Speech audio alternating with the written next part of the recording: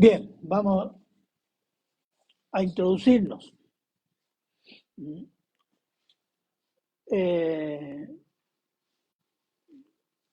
Una pregunta sería, ¿cómo se comunican los seres humanos? Obvio, ¿cómo se comunican los seres humanos? Algo obvio, hablando. Palabras, ¿cierto? Por palabra. Y Dios también se comunica con el hombre por medio de palabras. Y con la única criatura que se comunica por palabra o con palabra es el ser humano. ¿Se ha fijado ese detalle? Si alguien piensa que los monos van a llegar a decir algo o los loros van a hacer un texto de filosofía o un texto teológico, no, es el hombre. ¿Por qué? Porque el hombre fue creado en la imagen y semejanza de Dios, del Dios Todopoderoso. Y el Dios Todopoderoso quiere que el hombre conozca a su Creador. Desea Dios darse a conocer a su criatura humana para salvación y comunión eterna con su creación. La principal y fundamental forma de revelación de Dios es su palabra inspirada, que significa soplada, a hombres santos, portavoces de Dios, profetas, que dejaron escritas las palabras de Dios, compiladas en un libro. ¿Cómo se llama ese libro? La Biblia. Los libros significan. Dios se identifica con su palabra. Cuando Dios habla, es Dios. Cuando leemos la Biblia, es Dios hablando. Cuando escuchamos palabra de Dios, es Dios hablando. Dice en el Salmo 138, 2, dice, porque has engrandecido tu nombre y tu palabra sobre todas las cosas. La persona de Cristo, perdón, de Dios, está exactamente igual al mismo nivel de su palabra, o su palabra al mismo nivel de la persona de Dios. Por tanto, aceptar, rechazar o ser indiferente a la palabra de Dios es aceptar, rechazar o ser indiferente a Dios mismo. Dios se goza en la obediencia a su palabra. Dios castiga al que desobedece su palabra y aborrece a los que tergiversan su palabra. Eso es así, está en la Biblia. Por tanto, leer, estudiar, meditar y obedecer su palabra es fundamental para la vida del cristiano, para crecer en el conocimiento de Dios Padre y de su Hijo Jesucristo, Señor nuestro. El ejemplo de suma fidelidad a Dios Padre es la persona de Cristo. Cristo fue fiel a Dios en su carácter, fiel a Dios en su obra, fiel a Dios en sus enseñanzas, fiel, eternamente fiel al Padre. El título del sermón es Cristo, fiel a Dios, fiel a su palabra. Ya oramos y vamos a los dos primeros versículos, el versículo 15 y 16, que dice así. Dice, y se maravillaban los judíos diciendo, ¿cómo sabe este letras sin haber estudiado? Jesús le respondió y dijo, mi doctrina no es mía, sino de aquel que me envió. ¿De qué va a hablar el Señor? ¿Y de qué va a hablar acá? La fuente de su doctrina. Y cuando lea doctrina en la Biblia significa enseñanza. No significa una palabra que está, no sé, porque significa filosofía y cosas profundas. No, enseñanza, lo que estaba enseñando. Entonces podría decirse, eh, eh, mi enseñanza no es mía, sino de aquel que me envió. Ese es el principio. Como ya dijimos la vez pasada, el Señor Jesús no había estudiado las Escrituras a los pies de algún notable rabino. Tampoco él era un rabino autorizado por los sacerdotes, pero sus enseñanzas impactaban a multitudes. Nadie quedaba indiferente a sus enseñanzas, sus predicaciones. Por ejemplo, Mateo 7, 28 y 29, cuando dice Mateo, cuando terminó de predicar lo que se llama el Sermón del Monte. Y cuando terminó Jesús estas palabras, la gente se admiraba de su doctrina, es decir, su enseñanza, porque les enseñaba como quien tiene autoridad y no como los escribas. Y en Marcos 1:21 también, predicando en otro momento y en otro lugar, cuando dice, y entraron a Capernaum y los días de reposo, entrando en la sinagoga enseñaba, y se admiraban de su doctrina, porque les enseñaba como quien tiene autoridad y no como los escribas. Ahora, es interesante, el Señor Jesús enseñaba directamente de las Escrituras. Los rabinos tenían la costumbre de enseñar citando a otros rabinos que habían elaborado algo, escrito algo, etc. Y esos, como citó el rabino tanto, al rabino tanto, a uno anterior, se citaban entre ellos mismos.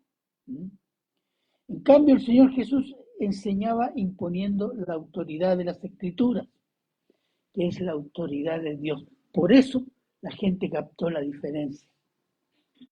Aquí hay autoridad, pero ¿de dónde le venía esa autoridad al Señor Jesús? De Dios. ¿Por qué? Porque enseñaban directamente las Escrituras.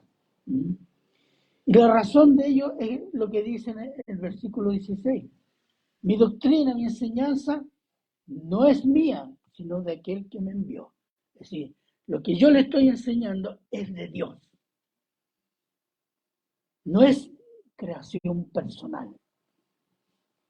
Como algunos pastores hoy día que se quedan muy creativos y llenos de revelaciones que no tienen nada que ver con Dios, con la Biblia ni con Jesucristo.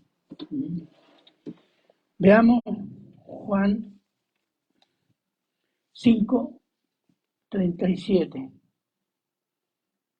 No, perdón. Sí, Juan 5:37, por favor. Si alguien está.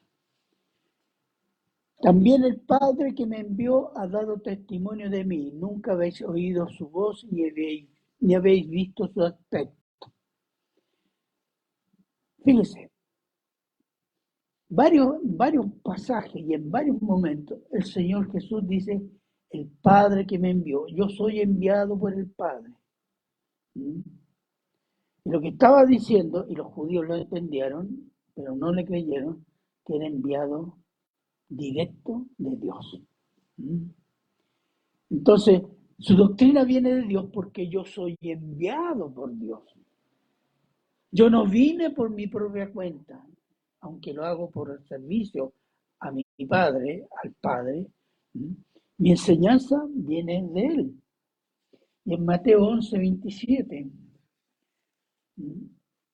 acá lo tengo, dice, todas las cosas me fueron entregadas por mi Padre y nadie conoce al Hijo sino al Padre, ni el Padre conoce a alguno, sino el Hijo, aquel a quien el Hijo lo quiera revelar. El Padre sabe quién soy yo, y el único que conoce al Padre soy yo, el Hijo, y yo lo revelo a quien quiero.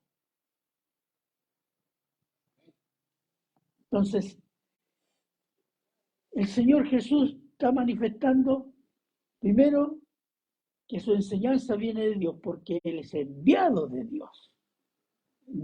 Y segundo, que Él conoce al Padre, porque viene del Padre y enseña lo del Padre. El Señor Jesús enseñaba a su pueblo como Dios hecho hombre, con autoridad divina. Fíjese que el Señor nunca citó ningún rabino. El Señor Jesús citó ¿qué cosa? La Escritura. ¿Mm? Siempre citó la Escritura, nunca citó algún maestro humano. ¿Mm? Eh, Ni siquiera como los profetas del Antiguo Testamento. ¿Cómo decían los profetas del Antiguo Testamento? Así dice el Señor. O la otra, palabra de Jehová ha venido a mí. Pero Jesús no podía decir eso porque él es Dios hecho hombre. ¿Mm? El Señor Jesús, fíjese qué es lo que decía cuando predicó a los judíos. Veamos Mateo 5:20.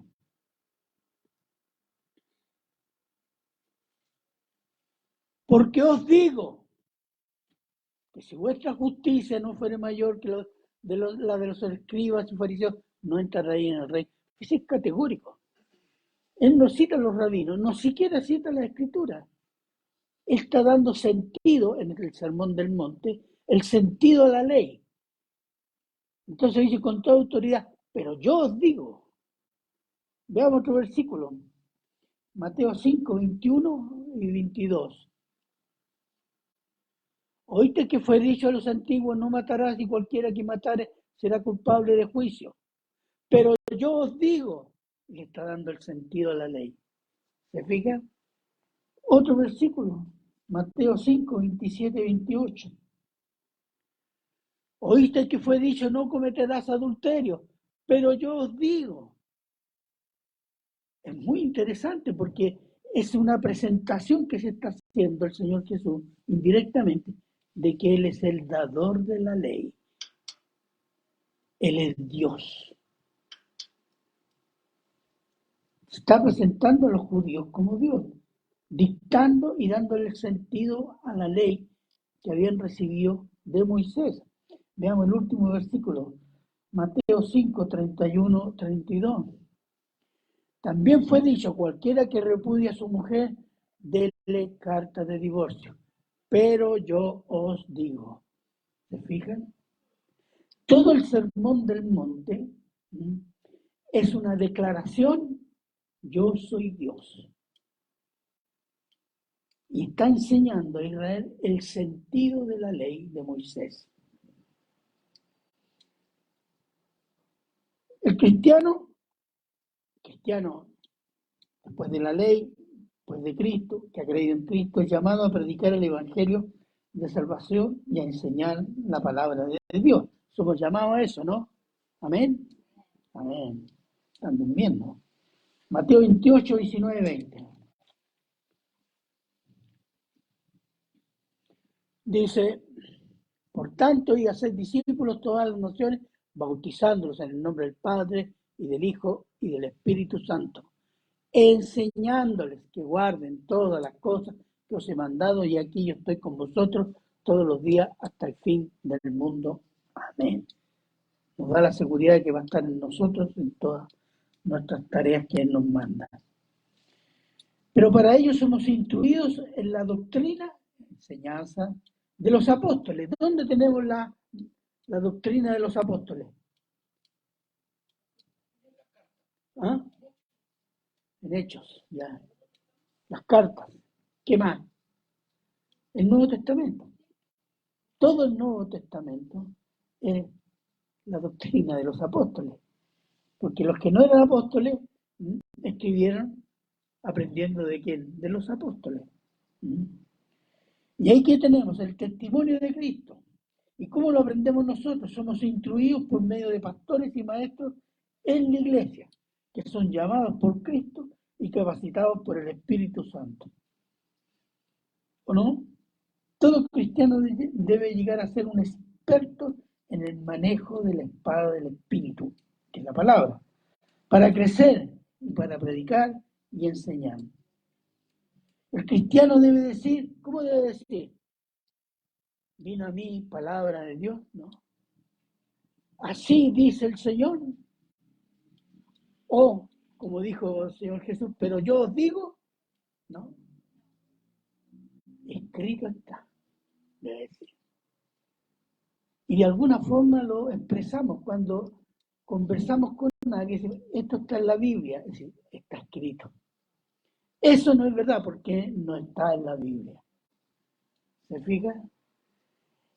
Entonces, la diferencia, por ejemplo, desde algunos años atrás, de un católico, un cura católico, en una conferencia, él citaba el concilio de tanto, la bula papal de tanto, y citaba a los papas.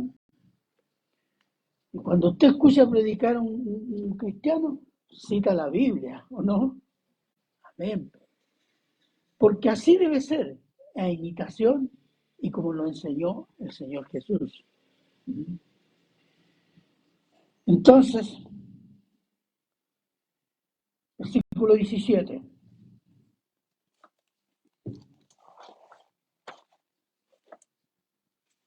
Versículo 17. Dice, el que quiera hacer la voluntad de Dios conocerá si la doctrina es de Dios o si yo hablo por mi propia cuenta. Aquí hay un desafío, un reto del Señor Jesús. Conocer y hacer la voluntad de Cristo y del Padre. ¿Cómo podemos conocer si esa palabra o esa enseñanza es de Cristo o viene de Dios? Pues el Señor Jesús desafía a sus oyentes a someterse a su palabra y comprobarán si su enseñanza es de Dios o es por su propia cuenta. ¿Y cómo podemos comprobarlo? Por los efectos. Por los efectos. Miren, un cristiano que tiene en sí mismo el poder del Espíritu Santo, o el poder del Espíritu Santo actúa en él, nos da la confirma interna, subjetiva, podría decir incluso, en nuestro interior, de la verdad de Cristo y de Dios Padre. El Espíritu Santo habla a nuestro espíritu diciendo, somos hijos de Dios. Y eso es una confirmación interna.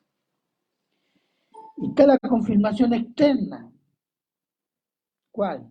Los efectos en la vida social o familiar. ¿Cómo nos comportamos? ¿Cuántas cosas cambiamos en nuestras vidas?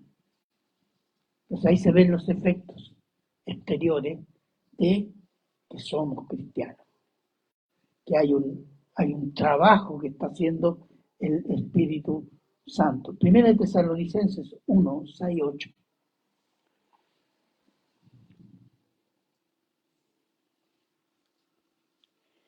Y vosotros, diciéndole el apóstol Pablo a la iglesia de Tesalónica, vinisteis a ser imitadores de nosotros, y del apóstol Pablo y sus colaboradores, y del Señor Jesús, recibiendo la palabra en medio de gran tribulación, con gozo del Espíritu Santo.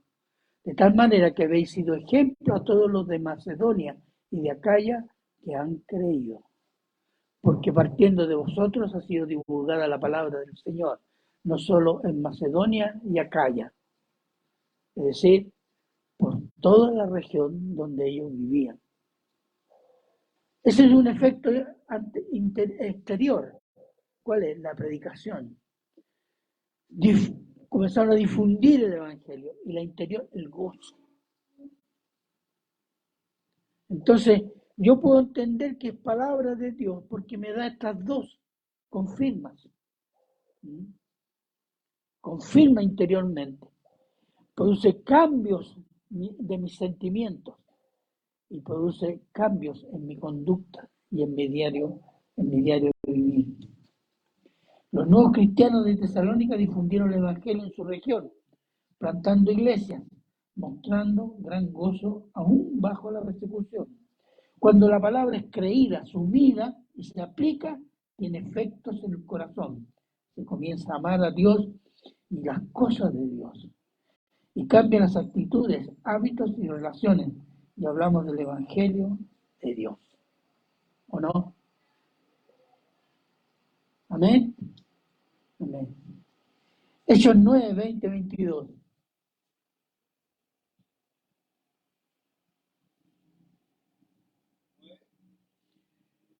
20 al 22. Este es el apóstol Pablo contando su conversión. Y dice en el libro de los Hechos, enseguida predicaba a Cristo en Damasco, en la sinagoga diciendo que este era el Hijo de Dios. Y todos los que oían estaban atónitos y decían, ¿no es este el que asolaba en Jerusalén a los que invocaban este nombre? ¿A eso vino acá para llevarlos presos ante los principales sacerdotes? Mira en qué se ha convertido. Pero Saulo mucho más se esforzaba y confundía a los judíos que moraban en Damasco, demostrando que Jesús era el Cristo. Es un cambio radical, ¿no? De perseguidor de la iglesia, sin compasión, que odiaba a los cristianos porque los consideraba herejes, a uno que ama a Cristo y que lo predica y quiere convencer a los judíos que Cristo es el Mesías. Eso es una combinación de cambio interno y cambio exterior de lo que es un cristiano. ¿Y por qué? Ese es el efecto de la palabra. Esos son los efectos de someterse a la palabra.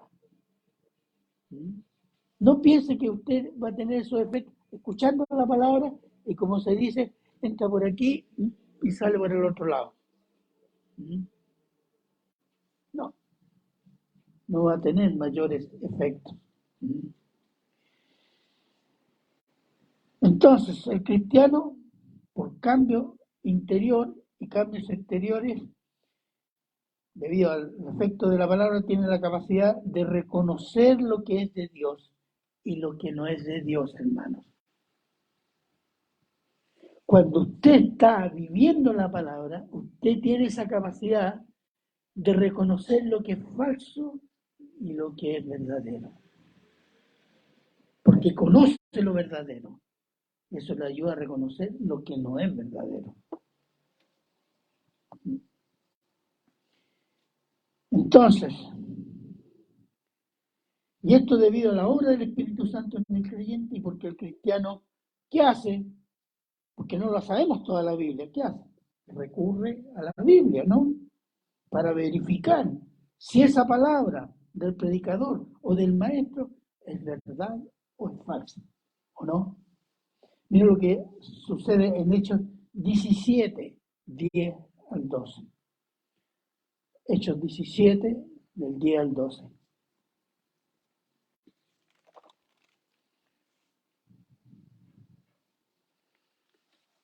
Inmediatamente los hermanos enviaron de noche a Pablo y a Silas hasta Berea, y ellos, habiendo llegado, entraron a la sinagoga de los judíos.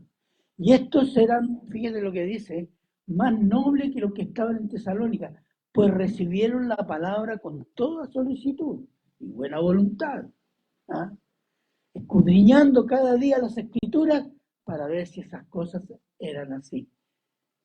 Esa es la tarea del cristiano, hermano. Este es un excelente ejemplo. Pero ¿qué hacen en muchas iglesias? El pastor dice cualquier burrada y todo el mundo, amén, amén, gloria a Dios.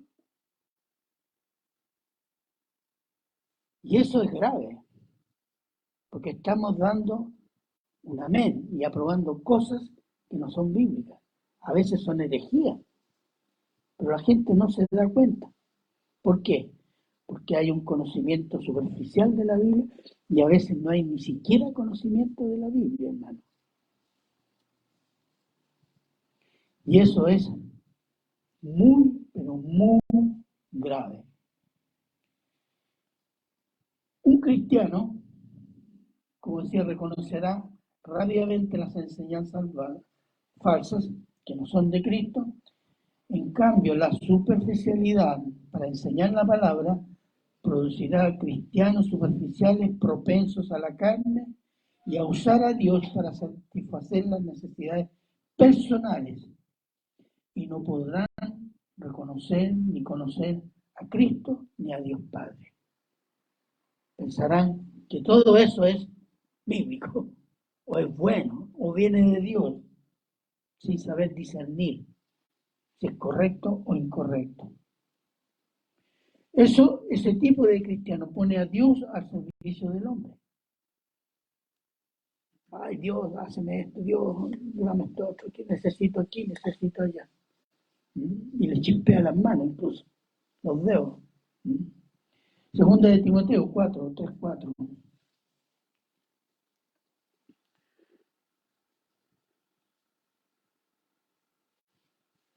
Porque vendrá tiempo cuando no sufrirán la sana doctrina, sino que teniendo comezón de oír, se amontonarán maestros conforme a sus propias concupiscencias, y apartarán de la verdad el oído y se volverán a las fábulas. Este es una profecía, pero es un juicio también. Ellos van a buscar los maestros que le prediquen las cosas que les agradan. Pero esta es una forma de juicio. Dios le va a dar falsos maestros a multitudes que niegan a Dios y usan a Dios y a Cristo para su definitiva condenación. Usted dice, ¿por qué tanta gente son ignorantes de la Biblia? No, sí, son ignorantes. Pero esos falsos predicadores son el juicio de Dios para esa multitud, incluido el que está predicando, hermano. Y eso lo estamos viendo. Y está creciendo. Segunda de Tesalonicenses 2, 9 al 12.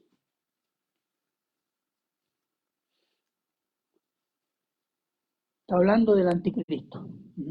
Dice, inicuo, sin ley significa, cuyo advenimiento es por obra de Satanás con gran poder y señales y prodigios mentirosos y con todo engaño de iniquidad para los que se pierden por cuanto no recibieron el amor de la verdad para ser salvos. Por esto Dios les envía un poder engañoso para que crean la mentira, a fin de que sean condenados todos los que no creyeron en la verdad, sino que se complacieron en las injusticias. Esto es lapidario, porque fíjese, aunque el anticristo será la máxima expresión del engaño para condenación del mundo, pero ese juicio por engaño ya comenzó. Si no nos explicamos por qué tanta apostasía e inmoralidad ha sido aceptada en la iglesia evangélica, hermano. Dios está haciendo un juicio a la iglesia y con esto preparando el juicio al mundo.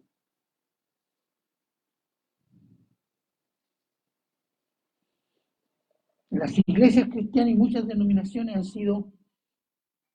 sido divididas por el progresismo político y la ideología de género. Y el catolicismo romano está llegando a su máxima expresión de su prostitución.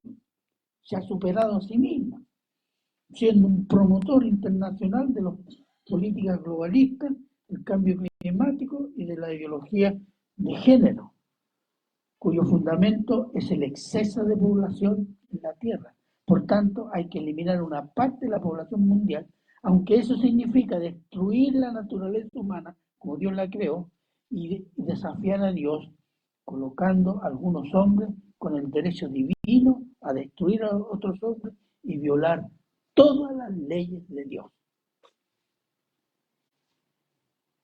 Esto es juicio de Dios. Estamos viviendo una pequeña muestra de lo que será la gran tribulación bajo el gobierno del anticristo. Vivir la palabra de Dios nos da el discernimiento del tiempo que nos ha tocado vivir para nuestro Señor y Salvador, y conocerlo y amarlo y cómo debemos servirlo. Si nosotros no estamos en la palabra, no solo no vamos a entender el tiempo, sino que nos vamos a servir al Señor como correctamente nos lo pide. Que su persona sea glorificada en ese servicio. No servimos al Señor para nuestra gloria, para que los hermanos no vean y los incrédulos digan qué bueno que somos. No, para glorificar a nuestro Señor. Versículo 18.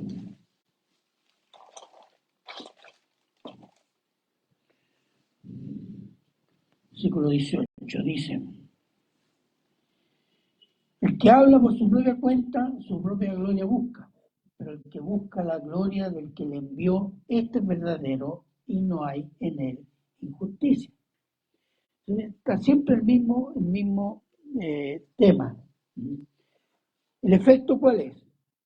Que el que habla por su propia cuenta es porque está buscando su propia gloria. Si yo o cualquiera predica la palabra como de está buscando qué cosa, la gloria de Dios que sea manifestada.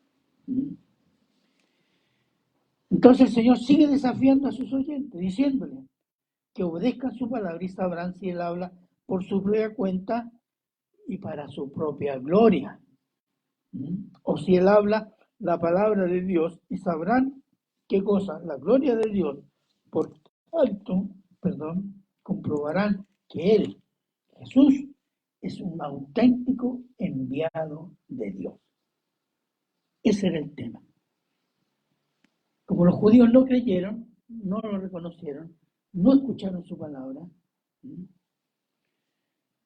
como dice en Juan 12, 27, 28. Ahora está turbada mi alma. ¿Qué sucedió ahí?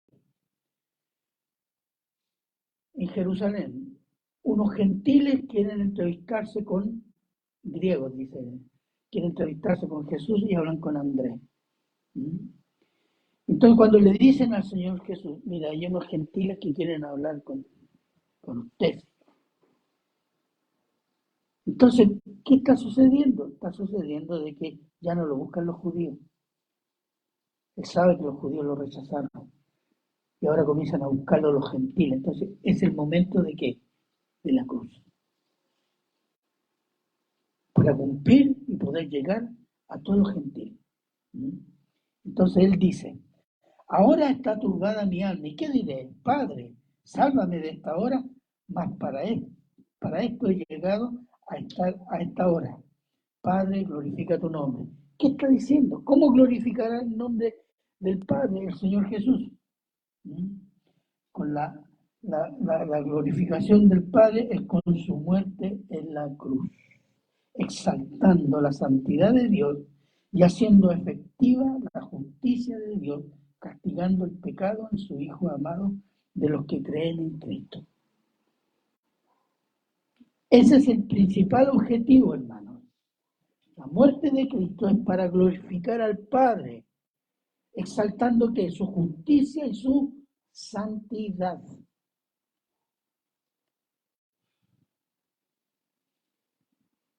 Pero los judíos no creyeron por su incredulidad y falsa enseñanza de los sacerdotes y fariseos que buscaban su propio poder económico y su propia gloria. Los escribas y fariseos se ponían en las filacterías, que eran unos cordoncitos, con una cajita aquí con los 10 mandamientos. Entonces cuando llegaba la hora de las 3 de la tarde, la hora de la oración, donde estaban en la calle, se paraban así, extendían su manto así, y comenzaban a orar en lengua, parece.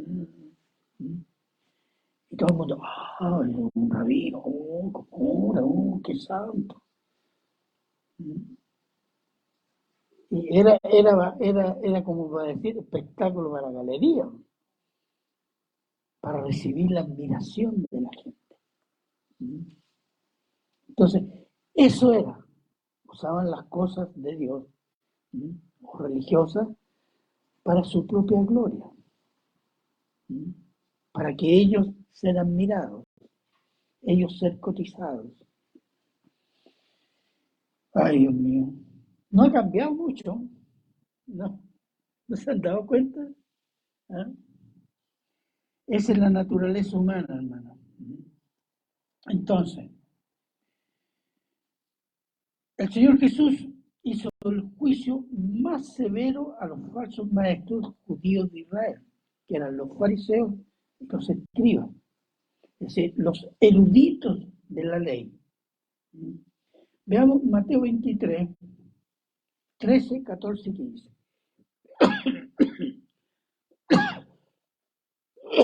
Perdón. Está hablando de los judíos, y esto es poco antes de ir a la cruz. Está hablando precisamente de los fariseos y escribas. Entonces dice, más hay, ese hay significa juicio.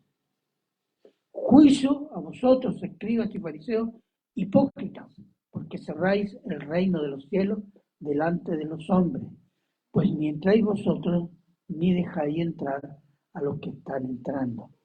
¿Qué cosa era? Agregar mandatos humanos a las leyes de Dios. Con esos mandatos, ni ellos, ni a los que ganaban, entraban al reino de Dios. Versículo 14. ¡Ay! Puro juicio nomás. Escribas y fariseos, hipócritas, que devoráis las casas de las viudas, y como pretexto hacéis largas oraciones, por esto recibiréis mayor condenación. Eran ladrones, especuladores, se robaban las casas de las viudas, le administraban. Como era una mujer viuda, sola, entonces llegaba un rabino, si yo le administro, soy un hombre santo, y le robaban la casa. Parecían el predicador de la prosperidad. Versículo 15. Ay de vosotros, escribas y fariseos hipócritas, que recorréis mar y tierra para hacer un prosélito, y una vez hecho lo hacéis 2 veces más hijos del infierno que vosotros. En vez de convertir, pervertían. No convertían, pervertían. Y fíjese que este es un juicio terrible. Es decir, estos hombres estaban condenados. El punto que fueron judíos. Ese juicio, ese hay, cuando dice hay en la Biblia, es juicio, inapelable. Los falsos maestros, engañadores, son promotores de la cizaña desde el principio, hermano. ¿Desde cuándo? El jardín del Edén, ¿no? Comenzando por el padre de mentira. Todos los falsos predicadores, los falsos maestros, son hijos del gran mentiroso, el padre de la mentira. ¿Qué sucedió ahí? Entonces la serpiente dijo a la mujer, no moriréis, negando todo lo que había dicho Dios sobre la posibilidad de comer el fruto y las consecuencias. Génesis 3:4. Falsamente profetizan los profetas en mi nombre, ni los envié, no les mandé, ni les hablé. A Israel, Jeremías 14:14. Recordemos que el profeta Jeremías fue el último profeta del reino de Judá antes de ser llevado cautivo por Babilonia. Después los otros profetas son del exilio, Ezequiel. Entonces, hay un juicio. Hay de los profetas insensatos que andan en pos de su propio espíritu y nada han visto. Ezequiel 13:3. Pero el Espíritu dice claramente que en los postreros tiempos algunos apostatarán de la fe, escuchando a espíritus engañadores y doctrinas de demonios. Estamos llenos. Primera de Timoteo 4:1, esto lo describió el apóstol Pablo. Segunda de Pedro 2, versículo 1. Puede estar ahí, hermano.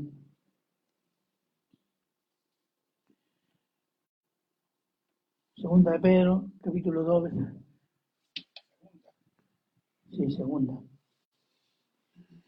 Pero hubo también falsos profetas entre el pueblo, como habrá entre vosotros, falsos maestros que introducirán encubiertamente herejías destructoras y aún negarán al Señor que los rescató, atrayendo sobre sí mismo destrucción repentina. Eso sucedió después de Pentecostés, Y ha sucedido a todo lo largo de la historia, pero ahora está sucediendo mucho más, hermano. La iglesia está sufriendo una ofensiva de falsa doctrina desde hace algunos años, que en estos últimos 5 años, pero ha crecido de una forma impresionante. Primera de Juan 2:18.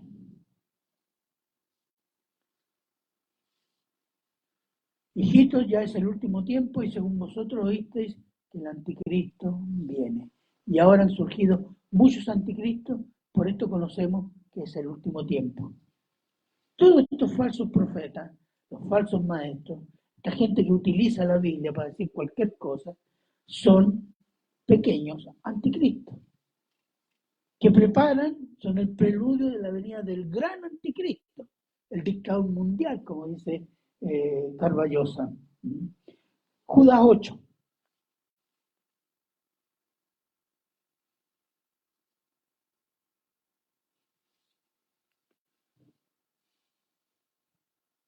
No obstante, de la misma manera también estos soñadores mancillan, ensucian, manchan la carne, rechazan la autoridad y blasfeman de las potestades superiores.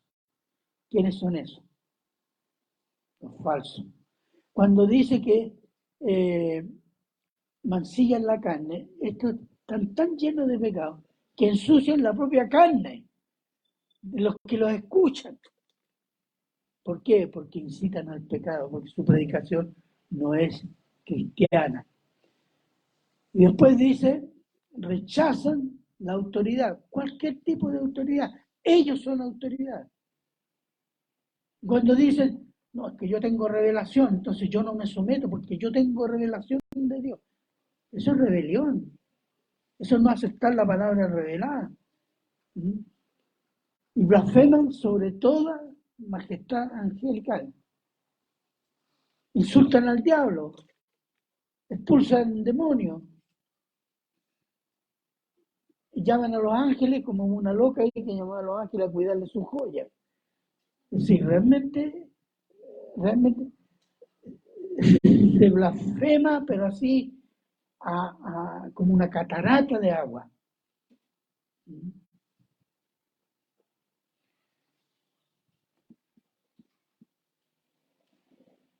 Estos están condenados porque pues son incrédulos y son falsos.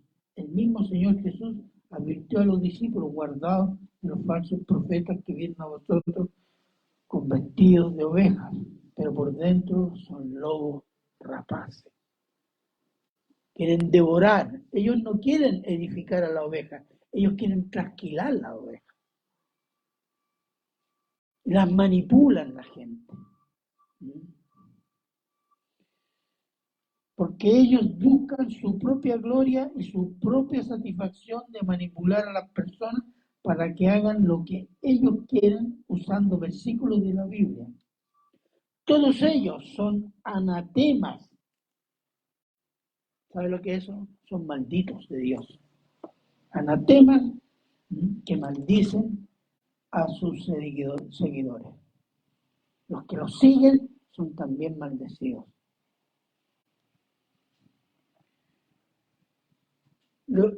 Seguramente lo ha visto usted por ahí en una entrevista.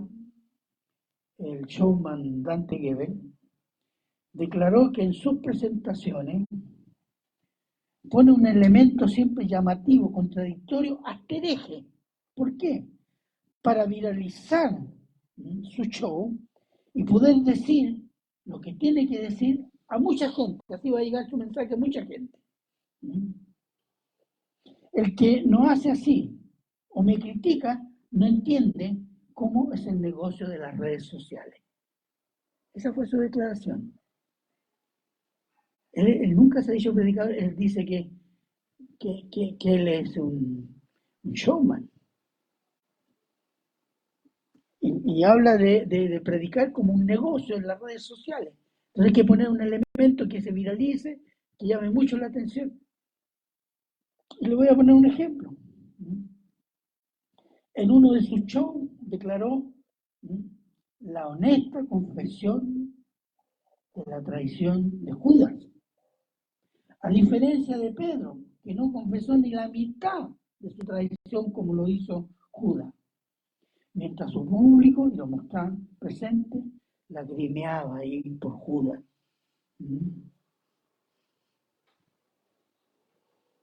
Dante Gebel exaltó la gracia de Dios, es decir, para este personaje, para exaltar la gracia de Dios, tuvo que glorificar al traidor de Judas, denigrar al apóstol Pedro, criticar las iglesias bíblicas. No hay duda de que ha ganado mucho público incrédulo y cristianos despistados que lo siguen haciendo popular y se puede vender como un producto vendible. Pero ha blasfemado a Dios, ha denigrado la gracia de Dios y ha maldecido a los que se conmovieron con la confesión de Judas y ha hecho al Señor Jesús un mentiroso cuando declaró que Judas era el diablo. Y ustedes lo ven imponente, el tipo que tiene verba, como buen argentino, y domina el escenario. Y mucha gente acepta su predicación sin pensar, es por esta presencia que él tiene. Y compra todo. La gente compra todo. Y no se detiene a pensar. Si ustedes ven atentamente esa predicación sobre Judas, y él termina y toda la gente emocionadísima. No tienen ni idea del veneno el veneno espiritual que se están comiendo. Porque él puntó sobre una emoción. No es en los pensar. Que Judas era un pecador y que Jesús había dicho que era diablo. No, eso no.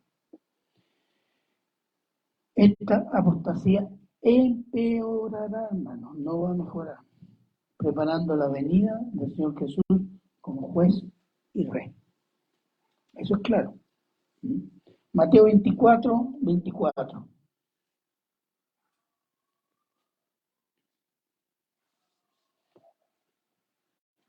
Porque se levantarán falsos cristos y falsos profetas y harán grandes señales y prodigios, de tal manera que engañarán, si fuera posible, aún a los escogidos, a los creyentes. Por eso tenemos que estar avisados. Versículo 30, siempre de Mateo 24. Entonces aparecerá la señal del Hijo del Hombre y del cielo, entonces lamentarán todas las tribus de la tierra. Y verán al Hijo del Hombre viniendo sobre las nubes del cielo con poder y gran gloria. Todos ellos verán la venida del Señor Jesús gloriosa, pero Él viene como juez y como rey. Y un rey que quiere gobernar tiene que limpiar su reino primero, ¿o no? Exactamente. Hermanos, si no crecemos en el conocimiento de la palabra y vivimos en ella, será posible ser engañados con palabras y doctrinas falsas que glorifican al falso predicador. Pero si somos fieles a la palabra de Dios, entenderemos y conoceremos y amaremos a Cristo como el Señor y Salvador enviado de Dios para la gloria de Dios Padre. Amén. ¿Cuál es la tarea que nos queda entonces? Meta su corazón y su mente en la palabra de Dios. Esfuércese y pida y ore al Señor que le dé esa fuerza para hacerlo. Porque a veces no tenemos la fuerza, a veces ni las ganas. Pero pida. El Señor, si queremos hacer eso, el Señor nos va a dar la fuerza necesaria. Amén. Amén. Oremos. Padre bueno, eterno y misericordioso Señor, le damos gracias, Señor, por su palabra. Gracias porque el modelo de fidelidad es nuestro Señor Jesús, de todas las cosas, Señor, de toda su vida, de toda su obra, de toda su enseñanza. Él fue fiel en todo momento. Gracias, Señor, por este modelo, gracias por esta posibilidad de que el Espíritu Santo nos lleve a ser tal como fue Cristo Jesús. Gracias, Padre, y todos se lo agradecemos en Cristo Jesús. Amén y amén.